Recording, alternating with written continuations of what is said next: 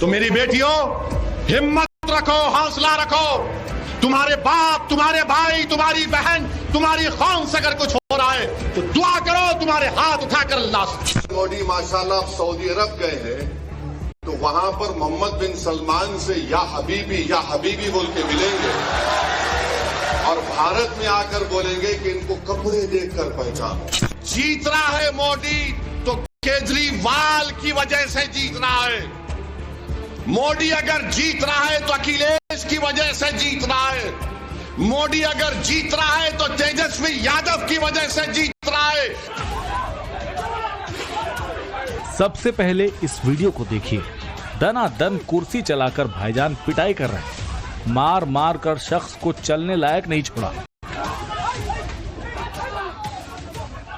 पूरी की पूरी भीड़ एक शख्स पर टूट पड़ी है। दरअसल सरपंच जी AIMIM से भागकर RJD में शामिल हुए विधायक के लिए वोट मांगने आए थे, पर ओवैसी को दगा देकर भागे विधायक के खिलाफ लोगों का गुस्सा फूट पड़ा। भाईजान ने साफ कर दिया कि AIMIM के सदर से वादा खिलाफी करने का क्या अंजाम भुगतना होगा। पर इस गुस्से की असल वजह क्या है, टीस क्या है, मुसलमानों के मन में इतना गुस्सा क्यों बल रहा है और इस ओवैसी ने खतरनाक रूप क्यों ले लिया है, अब वो सुनिए। अब बिहार का इलेक्शन आ रहा तो शुरू हो गए मेरे पीछे, नहीं नु वोट काटते। अबे मैं 56 इयर्स का हो चुका हूं। अब मेरी इसम नवेसी की दरियाफ्ती गलत है। अब ये उम्र नहीं है मेरी दरियाफ्ती करने की। तुम देखो तुम क्यों हार रहे। अरे हम तो तुमको बोल रहे, अख्तर अली मान ने कहा हो अगर तुमको ये पसंद है कि दोबारा बीजेपी बिहार में आए तो हमसे हाथ मिलाओ। तुम नहीं मिलाएंगे तो याद रखो ये हाथ तुम्हारे गिरेबान से भी खेलेगा इंशाअल्लाह ताला। ओवैसी ने इधर गिरेबान से खेलने की बात की तो उधर खिलवाड़ हो गया और ऐसा खिलवाड़ हुआ कि AIMIM के भगोड़े विधायक के लिए वोट मांगने आए सरपंच को जान बचाकर भागना पड़ा। मुसलमानों की लाइन क्लियर है, ओवैसी से गठबंधन नहीं तो मुसलमानों का वोट नहीं।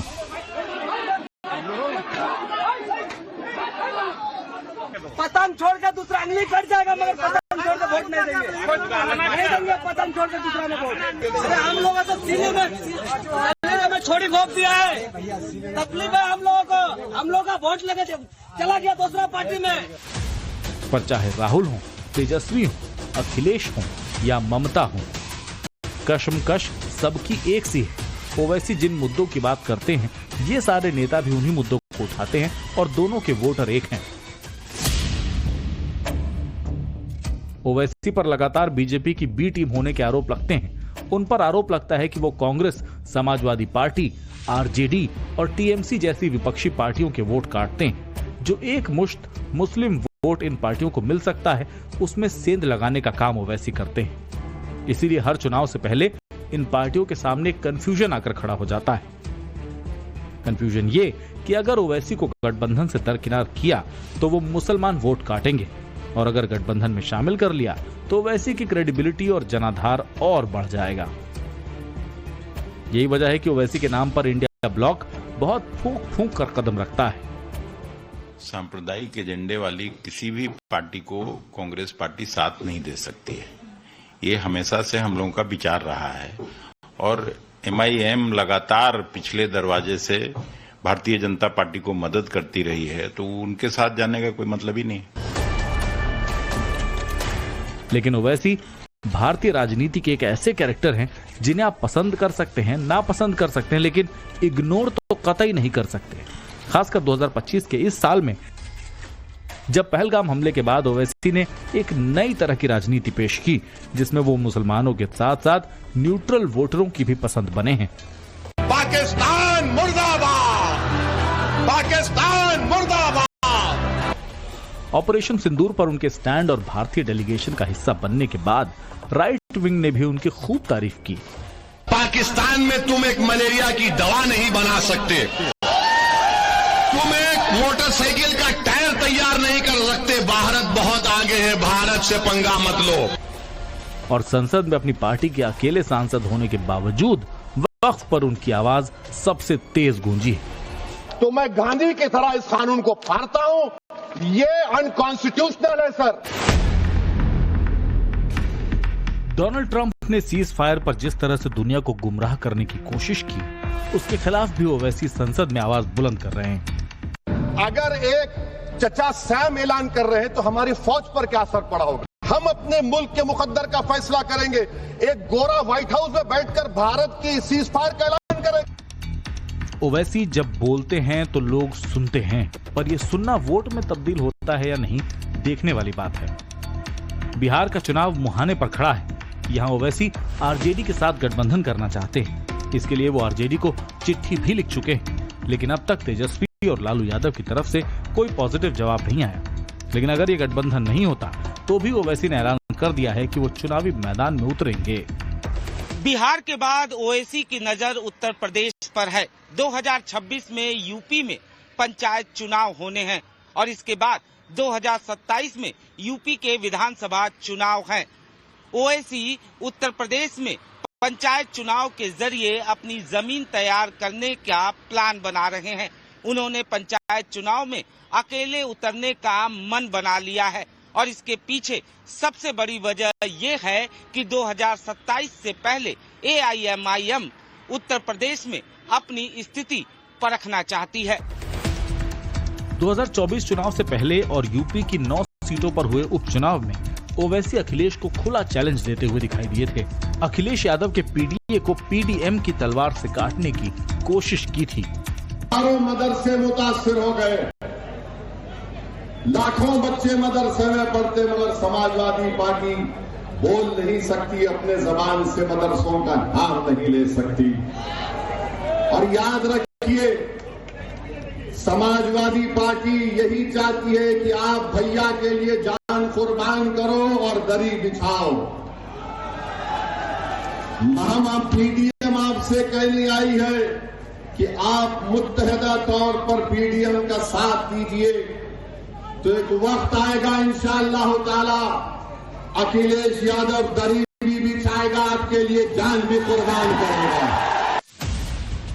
ओवैसी को सीटों का कोई फायदा तो नहीं हुआ, लेकिन उन्होंने यूपी में मुसलमानों के बीच पैठ बनाने में कामयाबी जरूर हासिल कर ली और अब यूपी के मुस्लिम मोहल्लों में नया ट्रेंड शुरू हुआ है, जिसके केंद्र बिंदु में असदुद्दीन ओवैसी हैं। नहीं, हर जगह आवाज उठाते हैं मुसलमानों, कहीं भी कुछ भी गलत होता है कहते हैं। मुझको लगता है कि सभी मुसलमानों के साथ आधा से ज्यादा हिंदुस्तान को पसंद करता है, क्योंकि वो एक अच्छे मुसलमानों के रहनुमा है, लीडर हैं और साथ में वो संविधान को लेकर लोगों की बात रखते हैं। मुसलमान ओवैसी को बहुत पसंद करता है। मुसलमान ओवैसी को अपना नेता मान चुका है। पहले तो बहुत नेता आए और मुसलमानों का नेता बनने की कोशिश किए, लेकिन मुसलमानों का कोई मतलब पूछाहार नहीं है, कोई पूछने वाला नहीं है। ओवैसी भाई साहब को कौन नहीं जानता, वो पूरा भारत उनको जानता है। मुसलमान कितना पसंद करता है? मुसलमान ओवैसी साहब को बहुत पसंद कर रहा है और आने वाले विधानसभा चुनाव में ओवैसी साहब की लोकप्रियता आपको देखने को मिल जाएगी। बहुत पसंद करता है मुसलमान। अब देखिए, इस वक्त तो मुसलमानों के लीडर कोई है नहीं, एक दिखाई दे रहे हैं तो ओवैसी साहब दिखाई दे रहे हैं, तो जरूर मुसलमान कुछ उनके पीछे उनके साथ चलेंगे। अब भविष्य में अब आगे चल के देखिए वो कहाँ तक पहुँचते हैं। खास बात ये है कि किसी भी मुस्लिम मुद्दे को या जो भी बैकवर्ड क्लास के लोग हैं, दबे पिछड़े हैं, उनकी आवाज उठाने में माहिर हैं और एकलौता मैं देखता हूं कि संसद में बोलते हुए नजर आते हैं। उत्तर प्रदेश में मुसलमानों की आबादी 19.26% है। ये एक बहुत बड़ा नंबर है। जिस भी राज्य में मुस्लिम जनसंख्या ज्यादा होती है, ओवैसी उस जगह से चुनाव जीतने की तमन्ना लिए पहुंच जाते हैं। इसकी वजह भी है कि जितनी बड़ी मुस्लिम आबादी होगी उतना वोटों का बिखराव होगा और जितना बिखराव होगा उतना AIMIM को फायदेमंद साबित होगा। हालांकि ये फायदा न ओवैसी को 2024 के चुनावों में मिला और न ही 2022 के यूपी विधानसभा चुनाव में। 2024 के चुनाव में 92% मुसलमानों ने समाजवादी पार्टी और कांग्रेस के गठबंधन को वोट दिया, लेकिन ओवैसी की रणनीति से मुसलमानों के वोट बिखरते हैं और इसके लिए इंडिया अलायंस की पार्टियां ओवैसी को जिम्मेदार ठहराती हैं। 280 से लेकर 306 से लेकर अब 240 MP आए हैं, तो मेरी वजह से नहीं आए। जीत रहा है मोदी तो केजरीवाल की वजह से जीत रहा है। मोदी अगर जीत रहा है तो अखिलेश की वजह से जीत रहा है। मोदी अगर जीत रहा है तो तेजस्वी यादव की वजह से जीत रहा है। मेरी वजह से नहीं जीत रहा, तुम्हारे वोट की वजह से नहीं जीत रहा। अरे वोट डालने वाले अखिलेश के, वोट डालने वाले केजरीवाल के, वोट डालने वाले तेजस्वी यादव के हैं। तुम कब तक इन जालिमों के कूली, इनके नौकर बन के जिंदगी गुजारोगे?